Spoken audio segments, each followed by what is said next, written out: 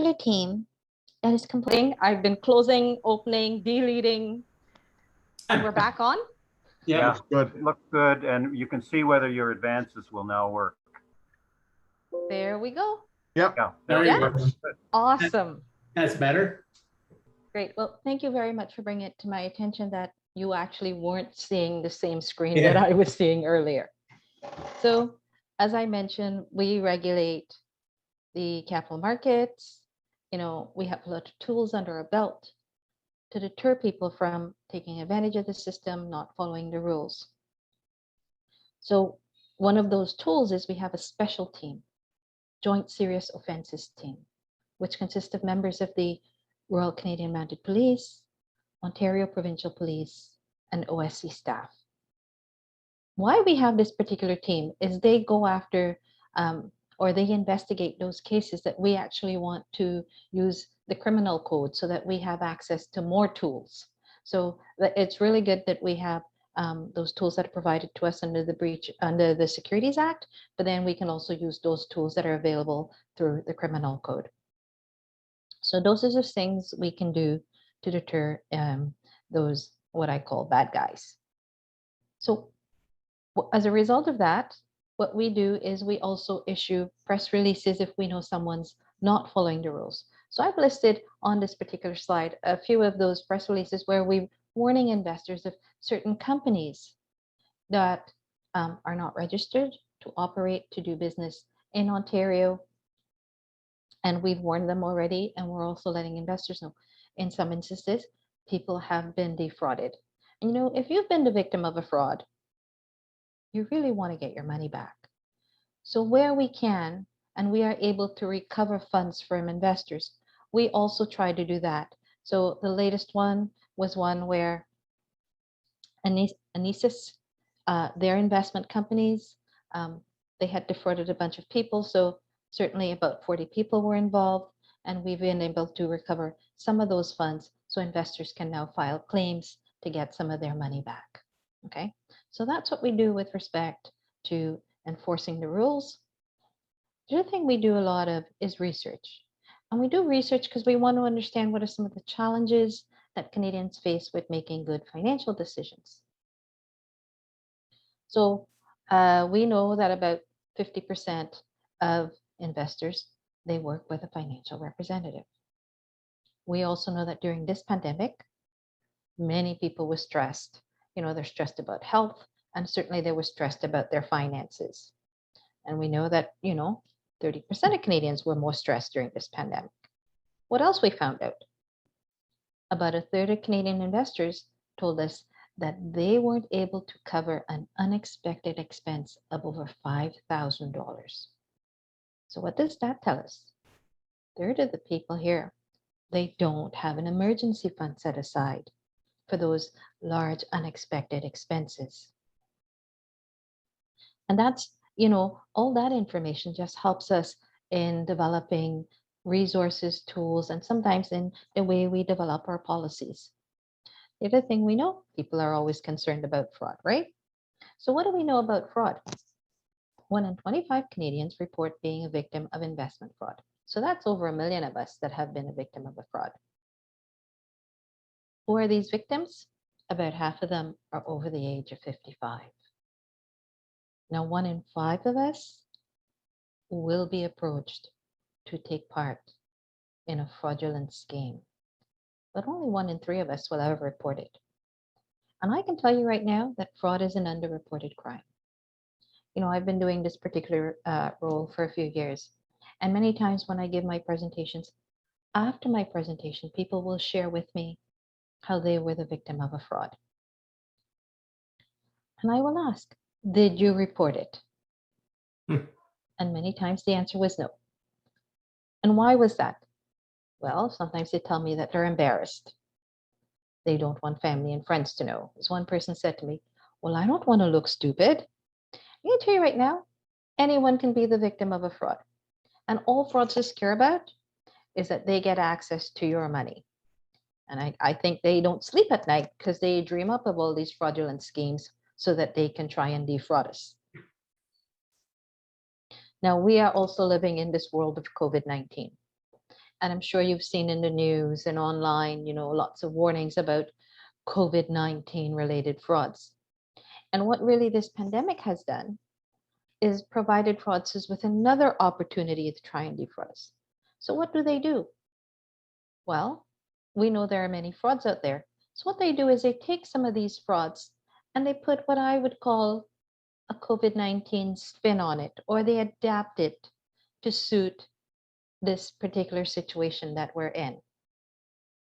So what are some of those COVID-19 frauds? First one is warning about your finances. This is not new, where you may get a telephone call or an email and somebody warns you that there's a problem with your account. And in order to fix that account, they need information from you. Well, we're doing everything online, whether we're doing it on the phone or online. So somebody reaches out and say they're from a financial institution, an organization that you have a relationship with, and they tell you that there's a problem. Likely you're going to respond and say, okay, great. Of course, I'll give you my information so that you can fix that problem. But it's not your financial institution and it's not that organization that you have a relationship with that's calling. It's a fraudster. Similarly, fake government messages. At one point, these fraudsters were contacting people and telling them they can help them apply for the COVID-19 government benefits. And the last one that I saw was they were contacting people and saying that there's a vaccine relief fund and that they would provide this to people. Again, these are fraudsters are taking advantage of the situation and trying to get us to give them some information so that they can get access to our funds. Then there's the advance fee loan. And with the advance fee loan, if you need a loan at this particular point in time, and someone says to you, well, I can help you get that loan faster for a small fee, you might be tempted to pay that fee. But after paying that fee, this person disappears and there's no loan. And then there's the work from home scam. And fraudsters can pose as employers, employment agencies, and they're asking for your personal information. They're asking for a small fee. They're also telling people work from home, trade securities, don't need any registration or any license. If you want to trade securities, you need to be registered with the Securities Commission. So this is just some of the COVID-19 related frauds we're seeing. Then there's the pump and dump. And what's a pump and dump? Well, normally it's one where, me as the fraudster, I would buy a bunch of worthless stock nobody wants. And then I would put out some very positive news about that company. I would get a bunch of people, get them to start calling people up, put out ads to try and sell this worthless stock and say, look on the company's website, you'll see it's doing really well, so you should buy the stock right now because the price is really low. My goal is to sell this stock. And once I've sold all the stock, I disappear and you're left holding worthless stock. So that's a pump and dump. But what are the fraudsters saying right now? They're saying that the stocks that they're selling are in companies that are providing a product or service that can help with COVID-19. Again, taking what's happening today and twisting it to suit their needs. Another type of fraud we see often is affinity fraud. And what's affinity fraud? It's one where the fraudster target groups of people that get together for a common purpose. Maybe a group of people that like to talk about computers. Maybe a group of people that like to play sports. Or maybe it's a group of people that share a common identity, the same culture, the same faith. However it works, this fraudster is either a member of that group or joins the group. Not because of that common purpose or a similar interest. They join that group for the sole purpose of gaining your trust. They attend all your meetings, they get to know you, you get to know them. Once they feel that they have a good relationship with you, guess what they're going to do? They're going to tell you how they have this wonderful opportunity and can help you make money. And as soon as one person in the group takes them up on that opportunity, likely the rest of the members will follow and also participate. So me as the fraudster, I've now taken all your money. And then guess what? I drop out of the group, I disappear, and now you're the victim of affinity fraud. And if you think back to some of those cases of fraud stories you may have heard on the news over the past few years, many times you will see that there's that affinity fraud element in that case. Then there's the Ponzi scheme. And likely you've heard of the Ponzi scheme because we've had some famous people in the news lately with Ponzi's. And again, with all these fraud cases and the stories that I'm sharing with you, these are not new. These happen all the time. But honestly, with the pandemic, I have been seeing more and more stories about Ponzi schemes in the last few months than I had over the past few years. So fraudsters are just coming out of the woodwork and taking advantage of the situation. So how does this Ponzi scheme work? Me as the fraudster, I say to you, hey, don't put your money in the bank. You put your money in the bank, you're not making much in interest. You're really not making anything. Give me your money. Let me invest it for you. I'm going to guarantee you high returns, no risk. Well, I make sense. It's a low interest rate environment. And now I'm promising you these high returns, no risk. So you decide to give me money. And that's what I do as a Ponzi guy. I go out and I convince people to give me money to invest for them. Do I invest the money? Maybe. I might invest just a little bit so I get a brokerage statement. But most of the time, that money, what am I doing with it? I'm investing it in me. I'm living a good lifestyle. I live in beautiful homes. I drive nice cars. I take awesome vacations because you pay for my lifestyle. Now, as a Ponzi person, I have to keep getting people to give me money. And I've promised these people high returns. So the first group of people I took money from reach out to me and say, Chris, where are those high returns? Not seeing anything.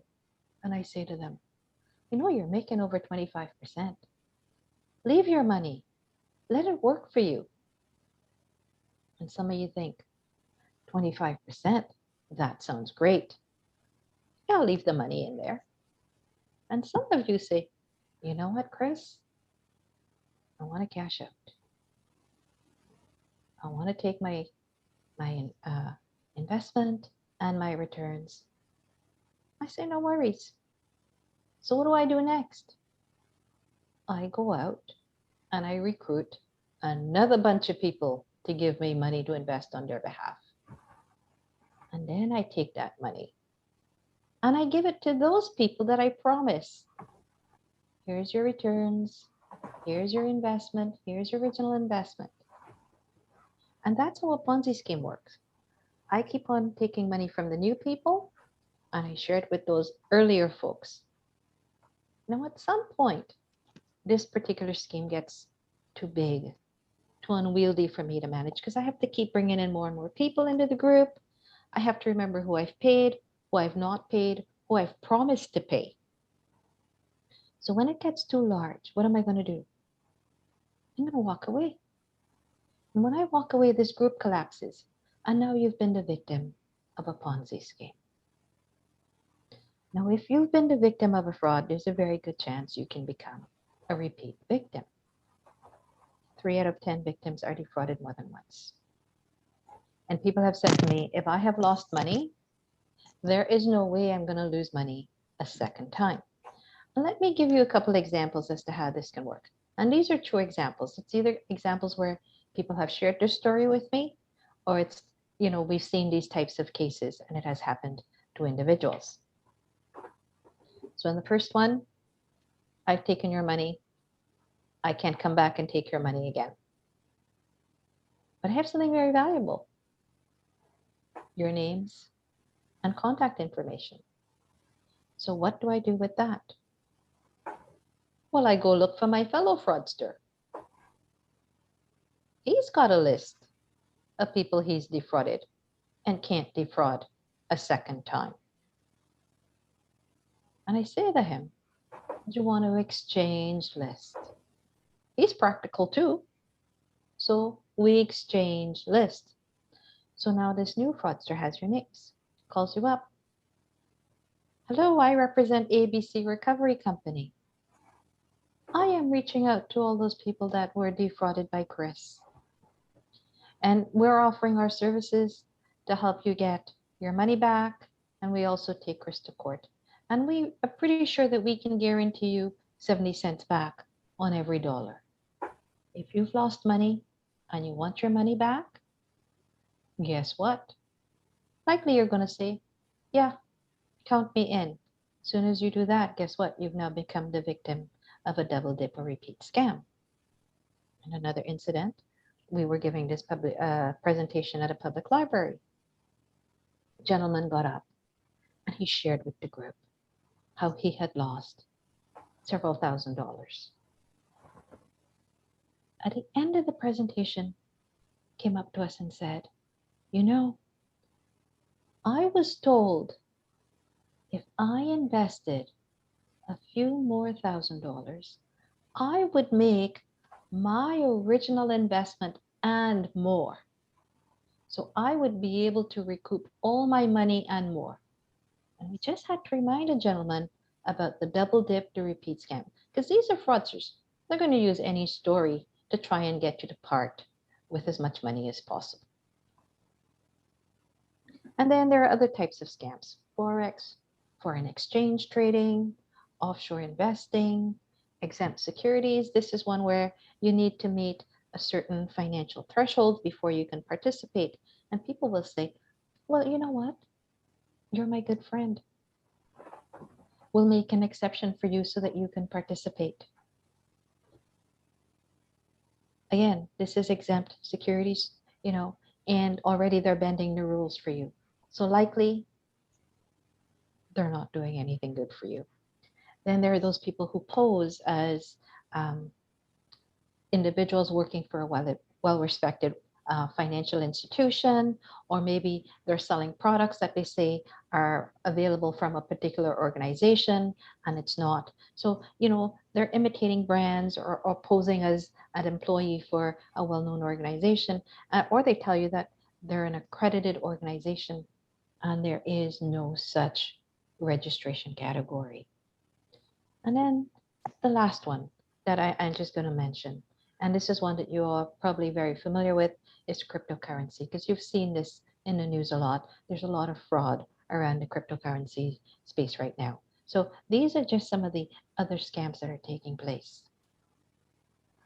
So how would you know an opportunity is not such a good opportunity? Well, the first one, high pressure sales tactics. Have I got a deal for you? But I need your answer right now. I'm a fraudster. I'm not going to give you time to think about the opportunity. I just want you to act right away. So I'm going to use a high pressure sales tactics. And I'm going to say to you, you need to sign on the dotted line or no deal. Another warning sign of fraud is these phone calls and emails and text messages from people you don't know. So if I don't know you and you don't know me, and I reach out to you and I'm offering you this wonderful opportunity, your question should be, well, I don't know that person. Why are they reaching out to me? How do they benefit? So when you get these types of communications, hang up the phone, delete that email, delete that text message. Sometimes these fraudsters, they're not calling you about a wonderful opportunity. They're calling you to tell you that, there's a problem with your account and they need some information. Whether they're claiming to be from a financial institution or a government agency. What are you going to do? If they call you, you're going to hang up. If they email or text you, you're going to delete it. Then what you're going to do is actually look up the phone number for that organization.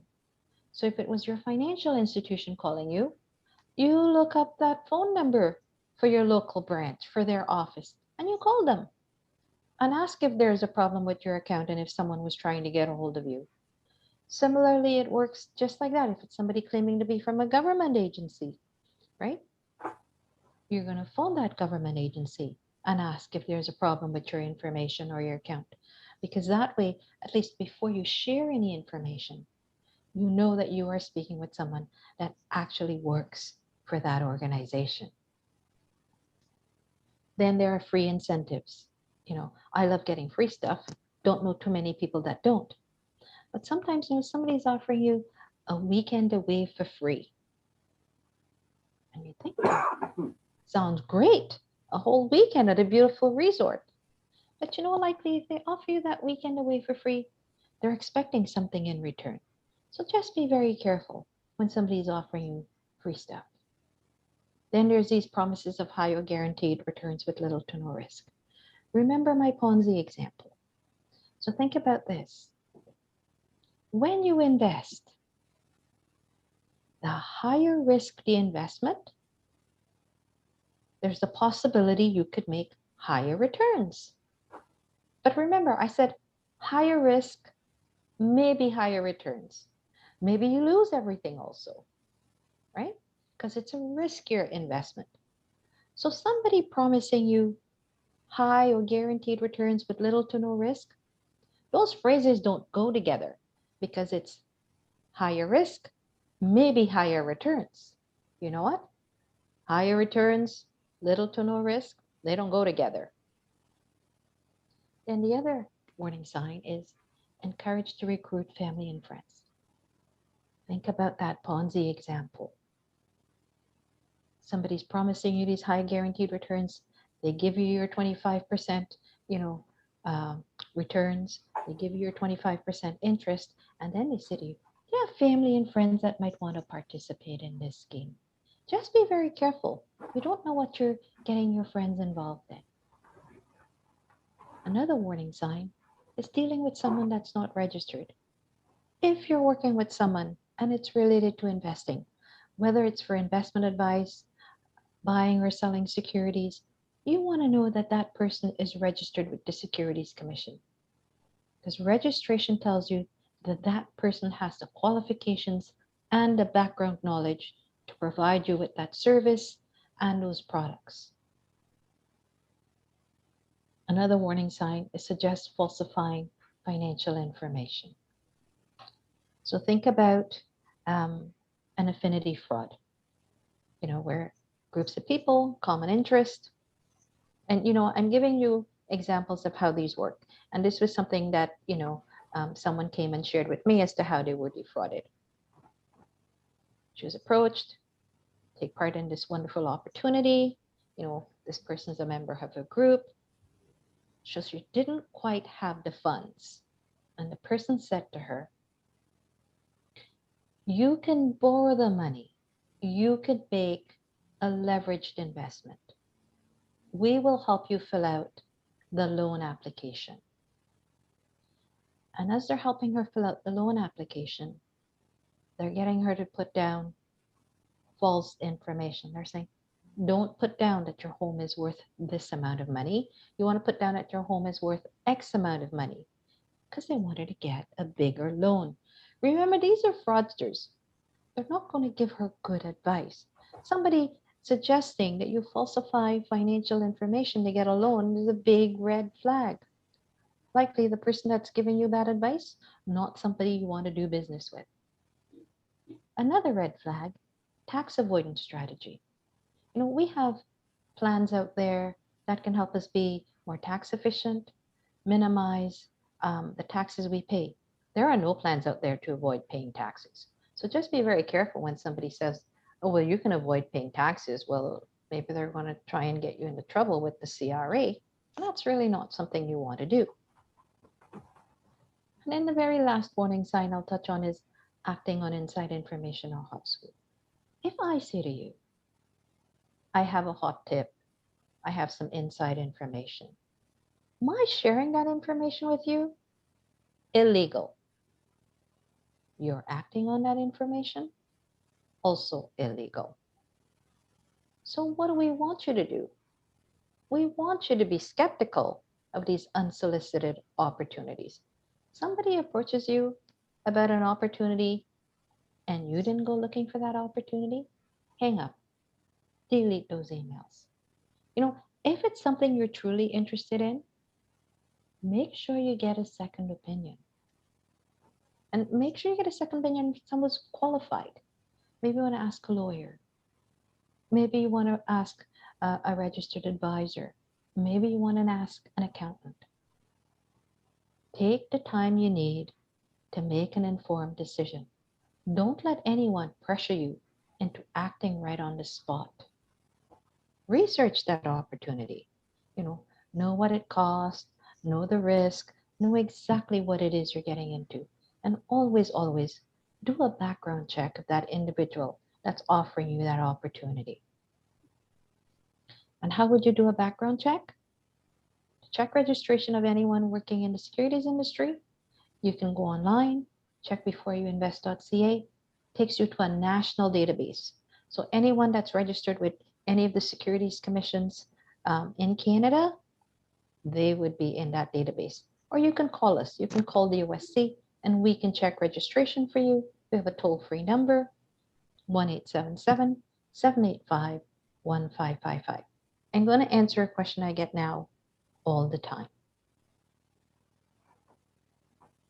The person I work with who helps me with my investments is the person at my bank. I don't really go to an investment firm, the bank helps me out. And because it's at the bank, I don't need to check registration because they would be registered. And most likely that's true. However, you're not checking that the person is registered. You're checking their registration category. What are they registered to do? What services are they registered to provide you? What products are they registered to sell you? Because that tells you they have the background knowledge to provide you with those products, to provide you with that service. The other thing is when you check registration, if this person had any disciplinary action in their file, you would get access to it. Because remember, I work for a regulator. Person wasn't following the rules and we took disciplinary action, that information goes in their file. So when you check registration, you also get access to that information. This person is helping you manage your investments. It's in your best interest to know about as much about them as possible. Now, I've shared some of these different types of frauds that have been going on. How would you know? What would you do if you think, oh my goodness, Chris has given me several examples, and I think I might have been the victim of a fraud? Report it. By reporting it, you can prevent someone else from becoming a victim. So who would you report it to? You can report it to us, the Ontario Securities Commission. You can report it to your local police. You can also report it to the Canadian Anti-Fraud Centre, and that's another government agency. And, we at the Securities Commission, we investigate breaches of the Securities Act. So we would investigate investment fraud. But if you contact us and it's not something we would investigate, we can still share that information with the appropriate law enforcement authority. Similarly, you contact the police, it's not something they would investigate, they can reach out to the appropriate law enforcement agency and share that information. So what's important is to report the fraud. So what I'm going to do is take the next, I'm going to say maximum 10, but maybe less. The next 10 minutes talking about working with your financial advisor, where you can get information, and then open it up for questions, okay? So if you have a financial representative, they got to know you, your financial situation, your goals, and they made investment recommendations. And this is where registration is really important, because in order for them to make investment recommendations, they have to understand the product, they have to know how it works, they have to be able to explain it for you. So you want to know that this person is registered, and you want to know what is their registration category, what products they're registered to provide you. And then they must also tell you how they're paid. Care about your investments. Ask questions before you invest. And if someone's making a recommendation, ask questions. How will this help me meet my goals? How risky is it? What if I need my money back? And there are so many different types of investments out there, and different investment products may be structured in different ways. Some products, you'll be able to buy it and then you can sell it right away. Others, perhaps you buy it, but you may need to hold it for a period of time before you can sell it without any penalties. So you want to know what it is you're buying. So always ask questions. Understand your risk tolerance. Remember, I said the higher risk the investment, the likelihood of higher returns, but maybe you could also lose everything, right? So, what's your financial ability to take on higher risk? And also internally, how do you process risk? Are you the type that would be able to sleep at night if you were to invest in something that's highly volatile? What I mean by that is, let's say you buy something that's on the stock market, but this particular stock, the price goes up and down like a yo yo. So you bought it at $10. The next day it drops to 5. The day after that it shoots up to 8. And the day after that it drops down to 3. Are you going to have anxious, sleepless nights as your investment goes up and down like a yo yo? You're investing for your financial well being, right? And if internally, these volatile stocks, are more risky, giving you sleepless nights, then maybe that's not the type of investments for you. So understand your risk tolerance also. And then I say always, always review all your financial statements. These confirmation slips you get, even your bills, with your investment account, you will get annual reports on performance and charges related to service. You want to review them as soon as you get them. When I say people, review it as soon as you get it, because if there's a problem, you can get it corrected right away. If you say, oh, I will review it when I have time, and you put it aside and you forget about it for 2 weeks, 3 weeks, and when you go back to review that statement, you might have forgotten what you'd agreed to do. And I include in there things like your credit card statements, right? Because, you know, if you've forgotten, you'll have to go back and look, did I actually buy this? Or if it's your investment statement, you think, I don't recall agreeing to make this purchase or tell my financial representative to sell this. And you got to go back and look through your notes. So it's just going to take that much longer to get these problems resolved. So I always say, when you get these statements, review them right away, because if there's a problem, you are able to act right on the spot. The other thing you want to do is make sure that you communicate with your advisor, that financial representative. We are all very busy people, you know, and things happen in our lives. So you always want to update them on what's going on, because that might impact your portfolio. Perhaps you have a grandchild, a new grandchild, and you're thinking, gosh, maybe I want to set aside a little legacy to help my grandchild with their education. You need to communicate that. You know, COVID-19, we've heard lots of people were thinking of moving. And maybe you're thinking, gosh, in 2 years I want to move. You need to communicate that with your financial representative so that they can ensure that your portfolio is structured in such a way so that they can help you meet your goals. Another thing that's coming, and we have made some rule amendments where, as at the beginning of next year, advisors will be reaching out to their clients to ask them to add a trusted contact person on their file. And what is a trusted contact person? It's an emergency contact. And this is really to help advisors if they suspect something like financial exploitation, diminished capacity, because we know, population is getting older, and as we age, there are many issues. So it's just another resource, someone the advisor can reach out to for more information. So that's coming down the pipe. So it's something to think about. You're working with that advisor. Hopefully they're doing a good job for you. You know, um, you're looking at your statements. You're looking at how your investments have performed.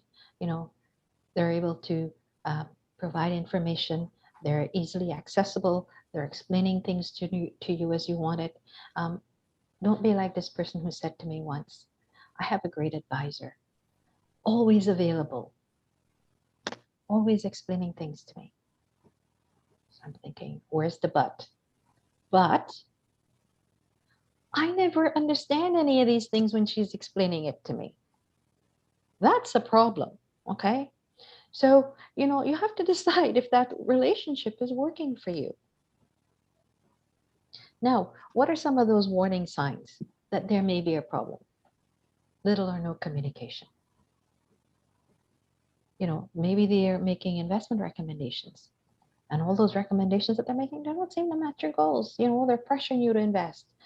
These may all be signs that there's a problem. So what do? Like anything, if there's a problem, you talk to that representative and their manager. And maybe after having a discussion, problem resolved. You're a happy camper. What if that doesn't work? Then you put your problem in writing. When you put your problem in writing and you send it off to the firm, firms have to investigate and get back to you. So the firms investigate, get back to you, you're a happy camper. What if you're still not happy? What do then? You have a few more options. You can contact the Ombudsman for Banking Services and Investments. It's a third-party organization that will provide a free and independent review of your case.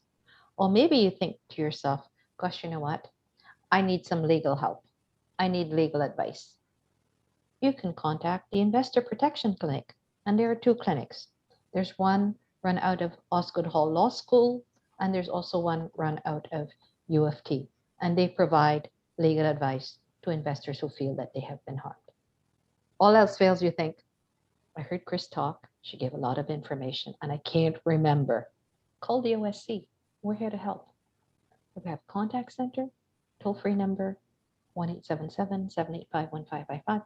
Or maybe you prefer to email us, inquiries@osc.gov.on.ca. We will get back to you. Now, where else can you go get information? Our website. GetSmarterAboutMoney.ca is a financial education website.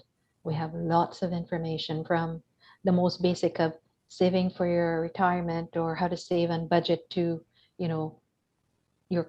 managing your cash flow in retirement. Okay, so lots of information on there. I talked about the fact that, we do a lot of research. And one of the things we found was that Canadians didn't have an emergency fund. How would you know how much to save? We've got an emergency fund calculator. We also noticed during this pandemic that many people were visiting the wills and estate planning section of our website because they were looking to get their financial affairs in order. So if you're looking to do that, we have a form that can help you. It's the personal information inventory form. Let's say you've got all your documents in order. So what do you do with this form? You download it, and then on there you would list, all those important documents that you have and where they're located. But what else would you list on there? Things like your credit cards, the phone numbers. Who are all those professionals you deal with? Who are all those medical professionals you deal with? Who are all those financial professionals you deal with? Who are all those legal professionals? And the other thing, also, what about all those social media accounts that you have, right? I have two cell phones. I have a personal phone and I have a work phone. And if someone needed to access the contact list on my phone on my behalf, they likely won't be able to get into my phone because it's password protected. Okay? So that's the kind of information you put on this form. And then you'd put it in a safe spot and share that information with someone you trust to say, you know what, everything's documented. If something happens and you need to get this type of information and I am unable to provide it, you can go to X spot. Easy peasy. I briefly mentioned cryptocurrencies, crypto assets. We're seeing lots of news stories about these. There are new cryptocurrency products coming out every single day. We're also seeing a lot of new cryptocurrency trading platforms coming out. Just beware that this whole space is evolving. New products are coming out, new ways to buy and sell these products are coming out, and sometimes regulation hasn't caught up to this. So some of these things may not even be regulated. So you want to know what it is you're getting involved in. So make sure you do your homework. And we have a whole section on crypto assets on our website. You know, there was a particular case that we had investigated. You may have read about it in the news, Quadriga CX. And normally the OSC does not put out reports about its investigations. If you are interested in any of the cases we've investigated, information would be available on our website. So you'd see things like the statement of allegations, the orders, any settlement, notice of hearings, all those kinds of things. But you would never see a document like an investigative report. But this particular case, we thought we would share the story with investors so they can be more informed before they participate in these types of investments. Okay, so if it's something you're interested in, you can certainly go and look up that report on our website. We have lots of other information and tools, you know, retirement cash flow calculator.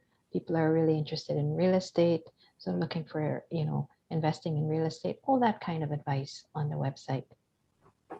We have a page where people, you know, they write in their investing questions because they're looking for information. We will respond. And if somebody's writing us and asking us that question, likely somebody else is looking for the answers to that same question. So we post that on our website. And then you can also sign up for our e-newsletter so that you are getting updates on what's news. You also get the investor warnings and alerts. You can also follow us on Twitter, Facebook, and we have a YouTube channel. So that said, I'm now going to stop talking and give you the opportunity to ask me questions.